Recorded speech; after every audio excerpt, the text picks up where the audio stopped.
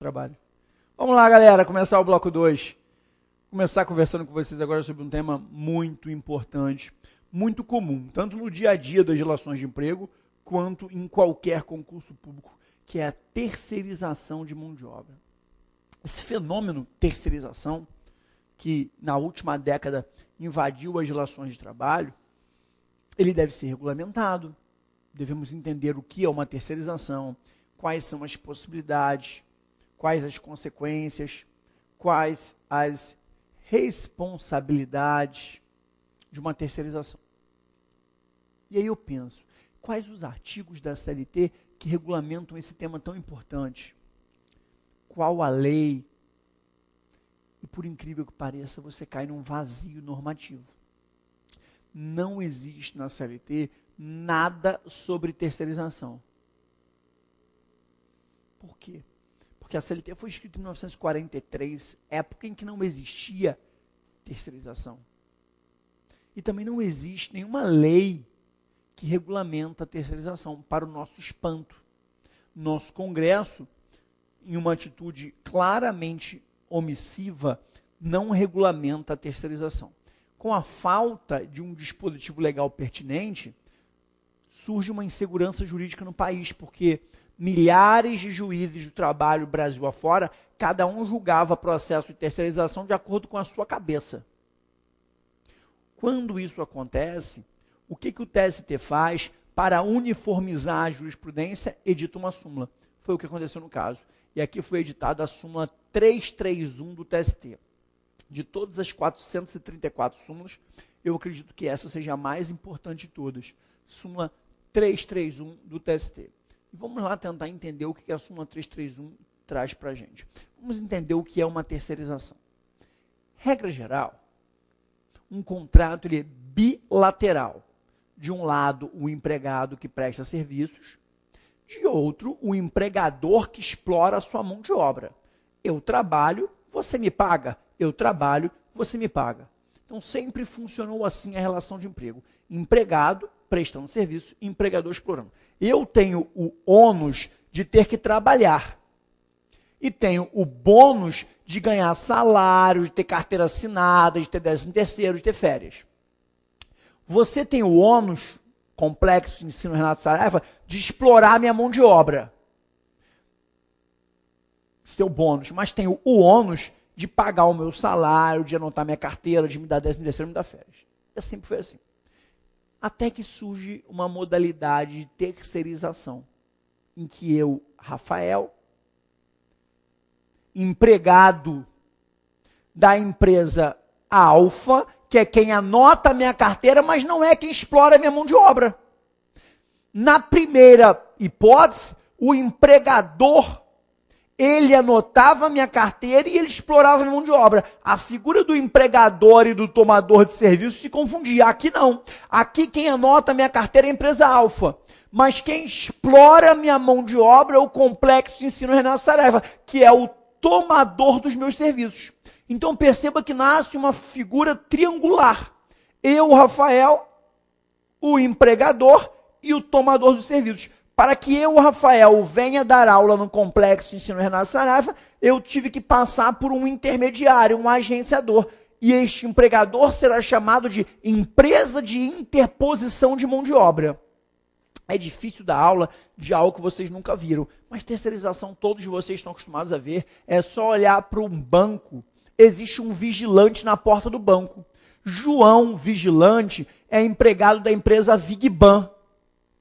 É a empresa Vigban quem anota a carteira de João, é quem paga o 13º e as férias de João, é quem dá ordens a João. Mas João não trabalha na Vigban, trabalha para o Banco Bradesco, que é quem explora a mão de obra dele. Só que para chegar ao Banco do Bradesco, quem fez a intermediação de João ao Banco Bradesco foi a Vigban, a empresa de interposição, que figura naquele polo como empregador.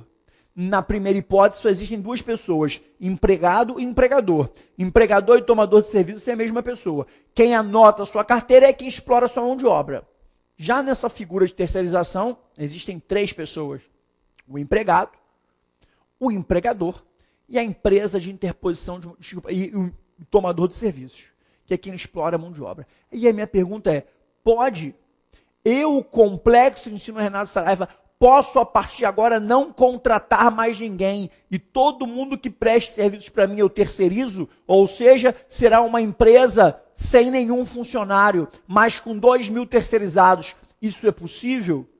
Não existe nada que regulamenta. Na falta de regulamentação, o principal alicerce jurídico para solucionar conflitos dessa espécie é a súmula 331. E vamos tentar entender o que a súmula 331 diz para a gente. Primeiro eu pergunto a vocês, o que uma empresa de terceirização, essa empresa aí de interposição de mão de obra, gera para o país? Muito bem, nada. Uma empresa de terceirização, qual é o objeto dela? Qual é a atividade fim dela? Eu te falo, é a exploração do ser humano. Alguém vai sentar numa cadeira de couro, tomando uísque, engordando, monopolizando os postos de emprego como um coronel, e para trabalhar nessa região tem que pedir bênção e beijar a mão do coronel. Ele coloca você para trabalhar nos lugares e fica com uma parte do seu salário. O nome disso é extorsão. Em alguns países, em legislações alienígenas, a terceirização chega a ser crime. Terceirizar o homem é crime. No Brasil não é crime, mas no Brasil... Estou brincando aqui com a Diana, gente. No Brasil é ilegal. E quem fala isso não sou eu. É a súmula 331. O Brasil também não admite terceirizar. Como regra geral, gente, não existe lógica para que eu venha dar aula no complexo, não existe lógica de eu ter que passar por um agenciador, por um cafetão. Se eu tiver que vir dar aula no complexo, eu venho diretamente para o complexo. Não existe o porquê de haver um intermediário que me coloque aqui para dar aula. Vamos tentar entender essa terceirização, ela é bem complexa. Então vamos ler a súmula 331. Quem tiver com a CLT aberta, abre na súmula 331. Quem não tiver, dá uma pausa na aula, busca a sua CLT e acompanha a súmula 331. O que ela diz para a gente, a súmula 331? Ela começa dizendo assim: a contratação de trabalhadores por empresa interposta é ilegal. Como regra, se você quiser contratar alguém, contrate direto. Como regra, eu não posso fazer contratações por um cafetão, por um agenciador, por aquilo que chamamos de empresas de interposição de mão de obra. Essa é a regra. Você, quando lê isso, chega a se assustar. Professor, curioso, porque eu estou tão acostumado à terceirização no Brasil, eu estou tão acostumado a ver pessoas terceirizadas, eu mesmo já trabalhei terceirizado, como o senhor estava me falando que é ilegal. Pela regra é ilegal. A terceirização prima pela ilegalidade, salvo as exceções, que nós vamos ver.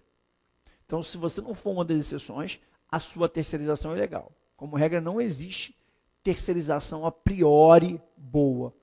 Terceirização a priori é ruim. Tá? Se a terceirização, como regra, é ilegal, professor, essa empresa que faz o papel de agenciador, ela não poderia existir. Então, vamos retirar ela dessa relação jurídico-processual. Quando eu tiro o agenciador, nesta relação jurídico-processual, agora só sobraram duas pessoas, o empregado e o tomador de serviços, que então passa a fazer o papel de empregador. Não vai haver mais agenciador. Então, quando eu decreto a nulidade de uma terceirização, o empregado pede vínculo de emprego direto com o tomador de serviços. É o que determina a súmula 331, ainda no item 1. Quando fala a contratação de trabalhadores por empresa interposta é ilegal, vírgula, formando-se vínculo de emprego direto com o tomador de serviços.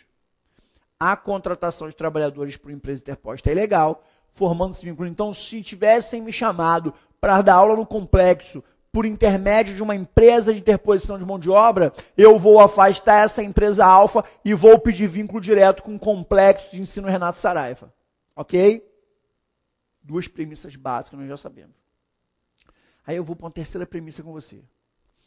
Logo, a administração pública, que é quem deveria ser a primeira a seguir o exemplo previsto em lei, é uma das que mais descumpre a lei. A terceirização irregular é um câncer que também tomou conta da administração pública. O chefe do executivo, municipal, estadual e federal, para não fazer concurso público, ele faz contratações terceirizadas irregular. Então você, médico, você, professor, é um terceirizado da administração pública. Isso é correto? Não. A administração pública está acima do bem e do mal e pode terceirizar? Não. A administração pública era para quem está te dando exemplo. Então a administração pública, quando terceiriza, comete uma ilegalidade? Comete. E aí aplica-se a regra geral, vínculo de emprego direto com o tomador de serviços. Consegue você vínculo de emprego com o Estado? Não. Porque existe um óbice constitucional intransponível, que é o artigo 37(2) da Constituição, que determina o seguinte: só existe uma porta de entrada para a administração pública, o concurso público. Então, no que se refere à administração pública, temos aqui um senão, temos aqui uma vírgula. Seguinte, como regra, a terceirização é ilegal no Brasil. Regra.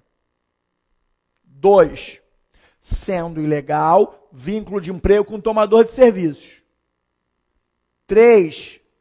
Se quem comete esta ilegalidade é a administração pública, aí você não consegue vínculo de emprego com a administração pública. São essas 3 premissas básicas que vimos até agora. Que existe uma exceção. Não que permite a administração terceirizar. Se a administração terceiriza, também é ilegal. Só que a exceção é que você não consegue vínculo de emprego com o tomador de serviços quando este tomador de serviços é a administração pública. Até aqui estamos juntos? Juntos, professor. Estamos acompanhando passo a passo. Muito bem. Existem exceções, professor? Existem hipóteses de terceirização lícita? Sim. Quais são as hipóteses de terceirização lícita?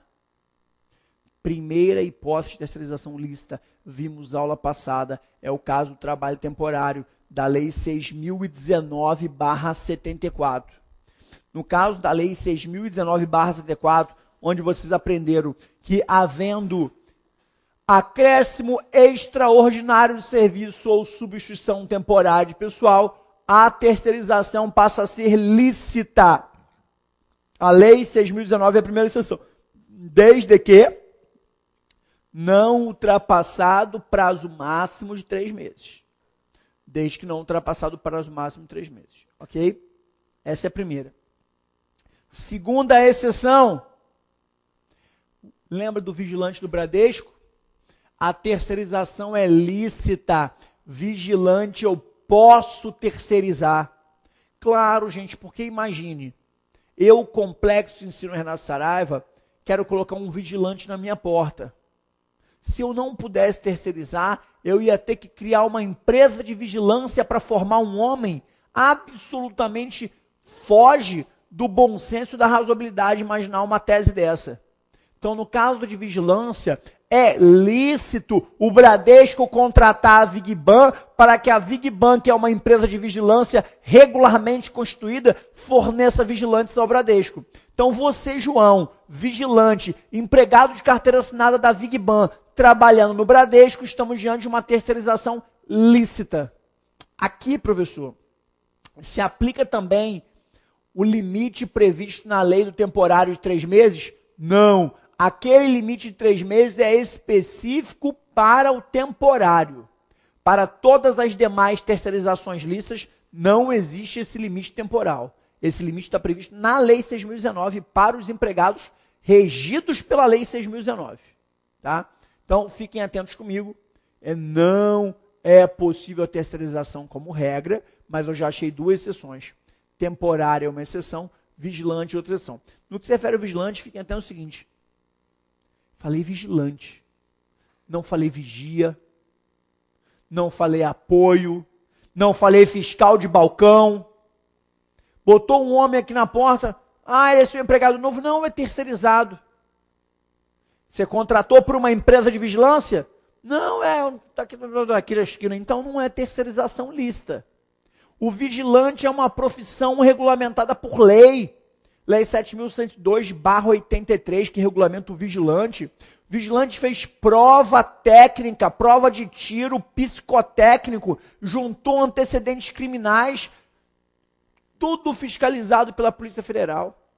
Não venha me dizer que o vigia é vigilante. Eu, Rafael Tonassi, não tenho habilitação legal para trabalhar como vigilante. Eu não tenho carteira de vigilante. Existe uma ata que permita que o vigilante esteja em dia com suas obrigações. Então, se a prova falar vigilante, você concorda. É uma terceirização lícita. Se falar vigia, não é terceirização lícita nenhuma. Ok? Então, vigilante pode terceirizar independente do tempo. É uma terceirização lícita. Tá? Temporário, vigilante, terceira seção lícita. Conservação e limpeza. Dificilmente você vai no órgão público e você vê o pessoal da faxina, da conservação e limpeza, servidor público, isso não costuma acontecer. Esses cargos não têm por hábito ter sido criados por lei. A administração pública tem por cultura terceirizar para uma empresa a manutenção, a conservação e limpeza dos prédios públicos. E esta terceirização é lícita. Se você for no complexo de ensino Renato Saraiva e lá se deparar com o pessoal de limpeza vestindo o uniforme de uma empresa de limpeza, é uma terceirização? É, mas ela é legal. Maria, empregada da empresa Nova Limpe. Quem assina a carteira é a Nova Limpe, quem paga salário é a Nova Limpe. Só quem explora o serviço dela é o complexo de ensino Renato Saraiva, que tem um contrato com a Nova Limpe. Assim como o Bradesco tinha um contrato com a Vigban, o complexo tem um contrato com a Nova Limpe. Tanto na hipótese do vigilante quanto na hipótese da conservação e limpeza, seria lícita a terceirização, porque seria uma exceção à regra geral. Tá? Como regra geral, eu não posso terceirizar, salvo na hipótese de vigilância ou de conservação e limpeza. Lembrando que aqui em conservação e limpeza também não existe prazo fixado máximo de 3 meses. Tá?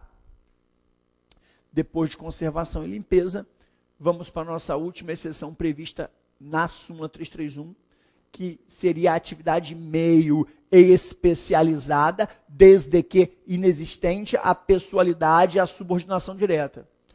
Professor, o senhor está falando que toda e qualquer atividade meio pode ser terceirizada? Não, não é isso. Não é toda e qualquer. Primeiro você tem que imaginar o que é uma atividade meio e o que é uma atividade fim. A atividade fim é o objeto da empresa. Qual o objeto do complexo de ensino Renato Saraiva? Eu, o magistério. Qual o objeto de uma loja? O vendedor. Qual o objeto de uma corretora? O corretor. Qual o objeto de um posto de gasolina? O frentista que vende gasolina. E assim vai. Só que para que esta aula seja dada hoje, inúmeros profissionais trabalharam nos bastidores, vocês não têm noção. Alguém foi ao banco, alguém preparou a aula, alguém colocou a internet no ar. Alguém pagou o condomínio, alguém pagou a luz. Você está dizendo, professor, que o complexo de ensino só precisa anotar a carteira dos professores e mais ninguém? Não, não é isso. Eu vou anotar a carteira de todos, salvo aqueles que trabalham na atividade meio, que fazem um serviço especializado. Esse eu posso terceirizar. Por exemplo, eu quero fazer uma auditoria no complexo. Aí ligo para a empresa Ernst Young, que é uma empresa especializada em auditoria. A empresa me explica qual o procedimento e fala que vai demorar 6 meses de auditoria. E coloca Roberto aqui dentro do complexo por 6 meses. E eu pago a Ernst Young, que paga o Roberto. Roberto ficou 6 meses aqui dentro. Roberto é empregado da Ernst Young, mas quem explora a mão de obra nele nesse momento é o complexo. Nasce uma terceirização. A atividade de autoria é uma atividade meio por complexo? É claro, o complexo, o objeto é dar aula, né, fazer auditoria, tá? E é uma atividade especializada? É. Então estamos diante de uma terceirização lícita. Porque é uma atividade meio especializada. Agora, pode o complexo dar ordens diretas a Roberto? Não, porque ele não é empregado nosso, é da Ernst Young. Pode o complexo exigir da Ernst Young que todos os dias venha a mesma pessoa e não aceite mais ninguém? Também não, porque se ficar comprovado que existe pessoalidade e subordinação direta, aí a terceirização passa a ser ilegal. Eu vou entender que Roberto tem vínculo direto com o complexo de ensino. E usava a Ernst Young para esconder esse vínculo. Então essa é a quarta hipótese. A atividade meio especializada, desde que inexistente a pessoalidade e a subordinação direta. Tá? A súmula 331 traz essas 4 hipóteses. O TST vem admitindo uma 5ª hipótese, que não está na súmula, mas está no artigo 94 da Lei de Telecomunicações. Para as empresas de telecomunicações, a atividade de meio delas poderia sim ser terceirizada.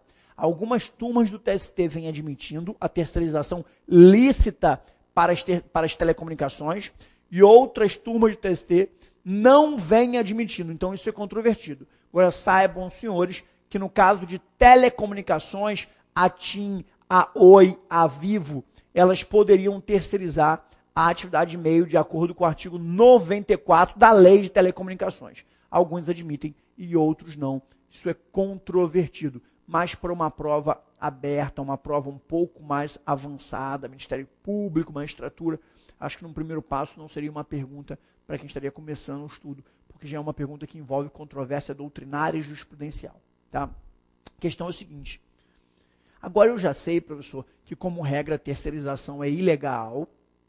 Sendo ilegal, eu devo pedir vínculo de emprego direto com o tomador de serviços. E já sei que existem 4 exceções na súmula 331. O temporário da Lei 6.019, o vigilante, a conservação e limpeza e a atividade de meio. Agora eu quero saber, professor, como é que fica as consequências quando o empregador não paga. Eu, Rafael, vigilante da Vigban, trabalho no Bradesco. Se a Vigban não pagar, o Bradesco tem alguma responsabilidade? É isso que vamos discutir aqui agora.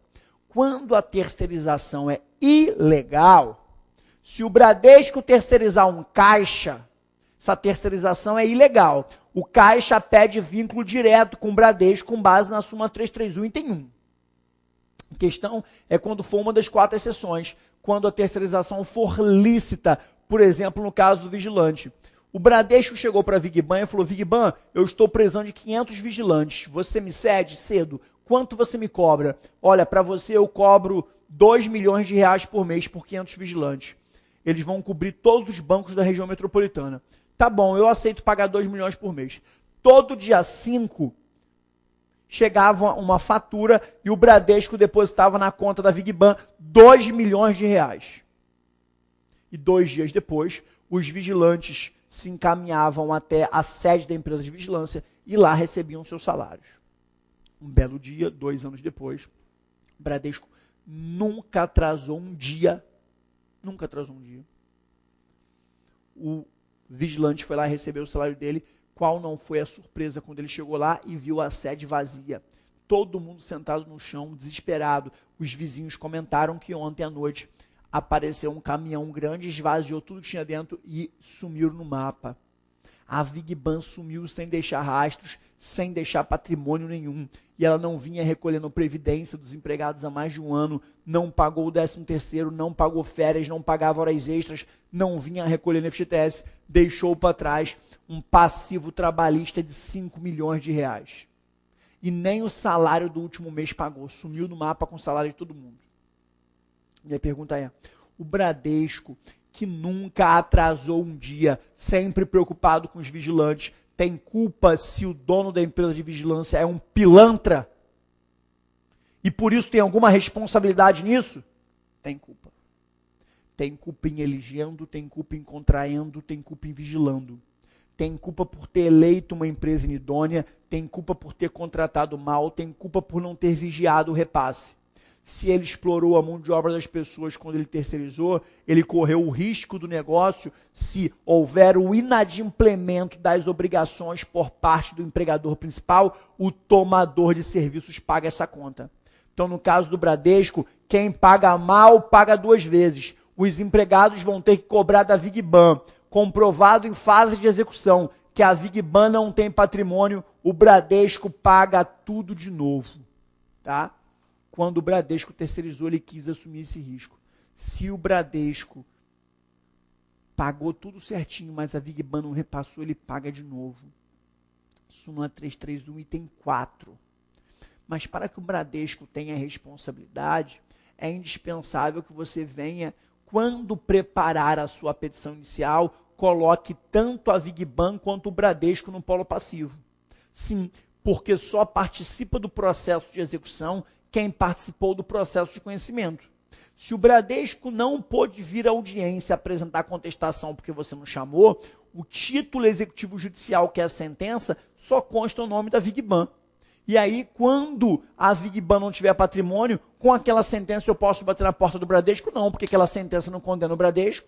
Então, o advogado reclamante, quando prepara ação, tem que entrar com ação contra o Bradesco e contra a Vigban. Entra contra os dois, tá? Porque se em sede de execução a Vigban não tem patrimônio, o Bradesco responde subsidiariamente. Então, fiquem atentos. É indispensável que você entre contra os dois. Professor, posso entrar só contra a Vigban? Se a Vigban não tiver patrimônio, depois eu entro com uma ação de responsabilidade subsidiária só contra o Bradesco? Não, porque isso ofende a coisa julgada. O Bradesco tinha que ter participado do primeiro processo. Se o primeiro processo que julgou essa relação de emprego, o Bradesco não constava, o Bradesco pode ficar absolutamente tranquilo. Lembra disso. Só participa do processo de execução quem participou do processo de conhecimento. Para que vocês venha chamar a responsabilidade subsidiária do tomador de serviços, ele tinha que ter sido incluído no polo passivo da ação. Você tinha que ter entrado com uma reclamação trabalhista fazendo um litisconsórcio passivo. Ok? Vamos falar dessa responsabilidade no próximo bloco, quando o tomador de serviços for à administração pública. Clica lá, bloco 3, para a gente acabar a terceirização.